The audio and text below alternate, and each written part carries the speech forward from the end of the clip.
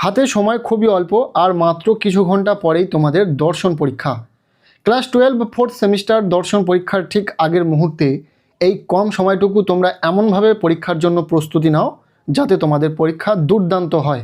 আজকের এই ভিডিওতে আমরা শেয়ার করতে চলেছি দর্শন বিষয়ে একটি চূড়ান্ত গুরুত্বপূর্ণ নমুনা প্রশ্নপত্র।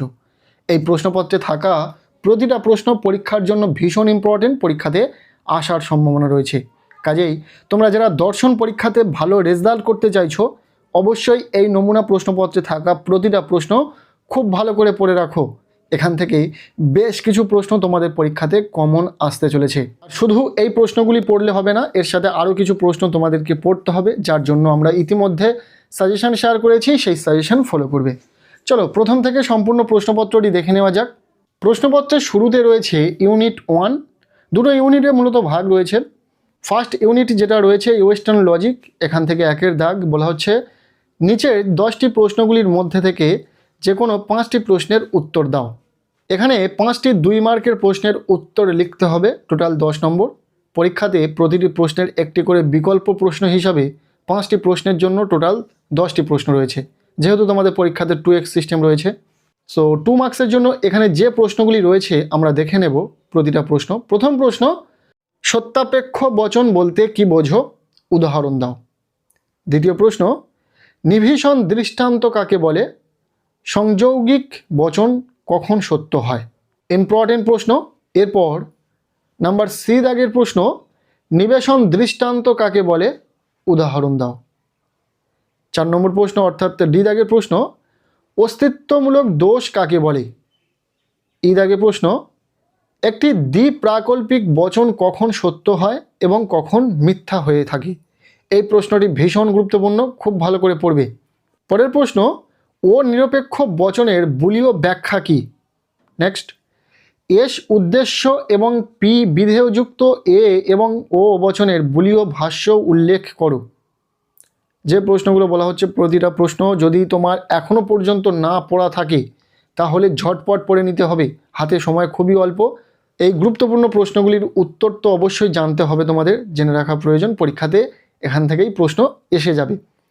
এরপর এইচ দাগে প্রশ্ন, ফলস্তম্ভ কাকে বলে। আই দাগে প্রশ্ন, যুক্তিবিজ্ঞান সংকেত ব্যবহারের দুটো সুবিধা লেখো। এরপর 2 মার্কের জন্য শেষ প্রশ্ন ইউনিট 1 থেকে, জর্জ বুলের ভাষা স্বীকার করলে নিরপেক্ষ বচনের কোন কোন মূর্তি অবৈধ হয়ে যায়। 2 মার্কের প্রশ্নের জন্য এই প্রতিটা প্রশ্ন তোমরা খুব ভালো করে পড়ো, এখান থেকেই বেশ কিছু প্রশ্ন পরীক্ষাতে কমন আসতে চলেছে। আর শুধু এই প্রশ্নগুলো পড়লে হবে না, এর সাথে আরও কিছু প্রশ্ন তোমাদেরকে পড়তে হবে, যার জন্য আমরা সাজেশন খুব তাড়াতাড়ি নিয়ে আসছি। 2 মার্কের জন্য কোন প্রশ্নগুলি পড়বে, 3 মার্কের জন্য কোন প্রশ্নগুলো পড়বে, পাশাপাশি 6 নম্বরের বড় প্রশ্নের জন্য ঠিক কোন প্রশ্নগুলো পড়বে, প্রতিটা প্রশ্নের সাজেশন তোমরা পেয়ে যাবে। তাই যারা চ্যানেলে নতুন রয়েছে চ্যানেলটিকে সাবস্ক্রাইব করে রাখো। এরপর রয়েছে প্রশ্নপত্রে 2 দাগ, বলা হচ্ছে মৎস্যকন্যা নেই এবং ভূত আছে বচনটির বুলীয় ভাষ্যসহ ভেনচিত্র অঙ্কন করো। বি দাগে প্রশ্ন, আপাতিক বা পরত্বসাধ্য বচনাকার কাকে বলে, উদাহরণ দাও। যে প্রশ্নগুলো বলা হচ্ছে প্রতিটা প্রশ্ন খুব ভালো করে পড়বে, 3 মার্কের জন্য এই প্রশ্নগুলি ভীষণ গুরুত্বপূর্ণ রয়েছে। এরপর সি দাগে যে প্রশ্নটি রয়েছে, একটি বচনাকারকে কিভাবে আমরা শতসত্য ও শতমিথ্যা বলে চিহ্নিত করতে পারি। এরপর আমরা দেখে নেব ডি দাগে যে প্রশ্নটি রয়েছে, একটি শতসত্য বচনাকারের বিরুদ্ধ বচনাকার কি হয় তা উদাহরণ সহ বুঝিয়ে দাও। এই 4টি প্রশ্নই 3 মার্কের প্রশ্নের জন্য ভীষণ ইম্পর্টেন্ট, খুব ভালো করে পড়বে, এর সাথে আমাদের সাজেশন ফলো করবে, কারণ এই 4টি প্রশ্ন তো পড়লে হবে না। 3 মার্কের জন্য ইউনিট 1 ওয়েস্টার্ন লজিক থেকে বেশ কিছু প্রশ্ন তোমাদেরকে পড়তে হবে, সেই প্রশ্নগুলো আমাদের সাজেশন ভিডিওতে রয়েছে। এরপর রয়েছে আমাদের প্রশ্নপত্রের 3 দাগ, বলা হচ্ছে নিচের 2টি প্রশ্নের মধ্যে থেকে যে কোনো একটি প্রশ্নের উত্তর দাও। এখানে রয়েছে 6 মার্কের প্রশ্ন, 2টি প্রশ্ন পরীক্ষাতে পাবে, যে কোনো একটি প্রশ্নের উত্তর তোমাদেরকে লিখতে হবে। 6 মার্কের জন্য এখানে যে 2টি প্রশ্ন রয়েছে, এই 2টি প্রশ্ন যদি তোমার এখনও পর্যন্ত না পড়া থাকে তাহলে এখনই এই 2টি প্রশ্ন পড়ে নাও, কেননা এই 2টি প্রশ্নের মধ্যে থেকে একটি প্রশ্ন তোমরা পরীক্ষাতে 100% কমন পেতে চলেছো, কথাটা মিলিয়ে নিও। কাজেই এই 2টি প্রশ্ন খুব ভালো করে পড়ে নাও যদি এখনও পর্যন্ত না পড়া থেকে থাকে।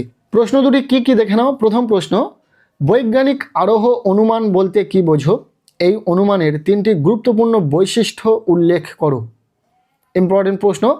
এরপর বিদাগে প্রশ্ন, মিলের অন্যই ব্যতিরেকী পদ্ধতিটি ব্যাখ্যা করো। এই পদ্ধতির সুবিধা ও অসুবিধা উল্লেখ করো। এর সংজ্ঞা, আকার, দৃষ্টান্ত, দুটি সুবিধা দুটি অসুবিধা দেখে রাখবে। পরীক্ষাতে কিন্তু এই দুটি প্রশ্নের মধ্যে থেকে হুবহু একটি প্রশ্ন কমন পাবে এবং যেখানে রয়েছে 6 নম্বর। এরপর রয়েছে প্রশ্নপত্রে ইউনিট 2 কন্টেম্পোরারি ইন্ডিয়ান থট। প্রশ্নপত্রে ইউনিট 2 1 দাগ থেকে বলা হচ্ছে নিচের 4টি প্রশ্নের মধ্যে থেকে যে কোনো দুটি প্রশ্নের উত্তর দাও। এখানে রয়েছে 3 মার্কের প্রশ্ন, দুটি প্রশ্নের উত্তর লিখতে হবে, টোটাল 6 নম্বর।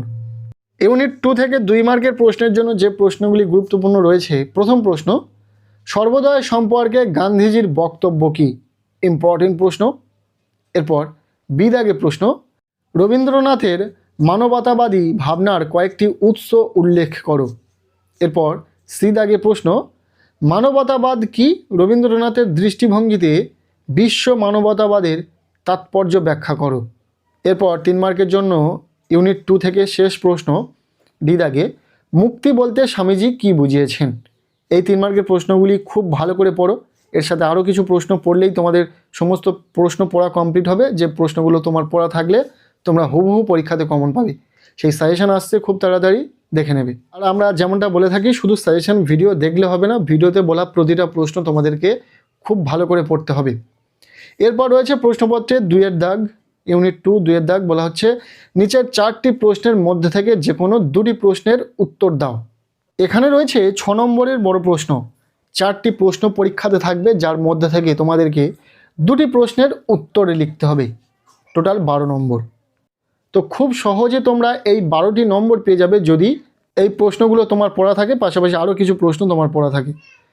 6 নম্বরের বড় প্রশ্নের জন্য ঠিক কোন প্রশ্নগুলো পড়তে হবে আমরা সাজেশন দিয়ে দেবো, দেখে নেবে। প্রথম প্রশ্ন, ভগবদ গীতায় ব্যাখ্যাত কর্মযোগের ব্যাখ্যা করো। এই প্রসঙ্গে কর্মযোগের নানা প্রাসঙ্গিক ধারাগুলির পরিচয় দাও। ইম্পর্টেন্ট প্রশ্ন। এরপর বি দাগে প্রশ্ন, গান্ধীজির অহিংসা নীতির মূল বৈশিষ্ট্যগুলি আলোচনা করো। এই প্রশ্নটিও অত্যন্ত গুরুত্বপূর্ণ প্রশ্ন। এরপর সি দাগে প্রশ্ন, মানবতার ব্যাখ্যায় রবীন্দ্রনাথ কিভাবে জীবসত্তা ও মানবসত্তার মধ্যে পার্থক্য করেছেন তা আলোচনা করো। এরপর ডি দাগের প্রশ্ন, অর্থাৎ শেষ প্রশ্ন, অহিংসা শব্দটিকে গান্ধীজি কোন কোন অর্থে ব্যাখ্যা করেছেন তা আলোচনা করো। 6 নম্বরের বড় প্রশ্নের জন্য এই যে 4টি প্রশ্ন পরীক্ষাতে তোমরা দেখলে, এই 4টি প্রশ্নই খুবই গুরুত্বপূর্ণ, খুব ভালো করে পড়বে। আজকের এই ছিল ফিলোসফি তথা দর্শন বিষয়ের একটি চূড়ান্ত গুরুত্বপূর্ণ নমুনা প্রশ্ন।